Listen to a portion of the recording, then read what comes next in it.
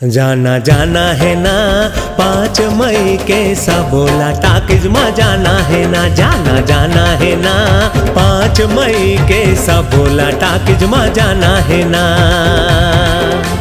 तहुला जाना है महूला जाना है एक ठौर में जाना है। तहुला जाना है महूला जाना है एक ठौर में जाना है। जाना जाना है ना 5 मई के सबोला टाकिज में जाना है ना। जाना जाना है ना 5 मई के सबोला टाकिज में जाना है ना।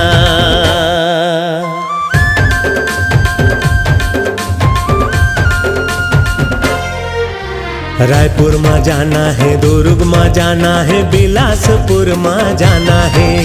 भैरा काका के हीरोगिरी और सुघर सुघर गाना है।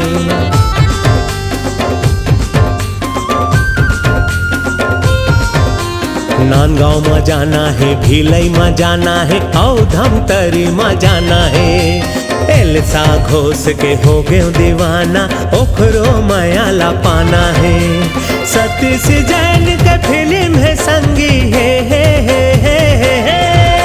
सतीश जैन के फिल्म है संगी और बड़ मजा उठाना है ना। जाना जाना है ना छोटे लाल साहू के फिल्म ला देखे बर जाना है ना। जाना जाना है ना अमलेश नागेश के फिल्म ला देखे बर जाना है ना।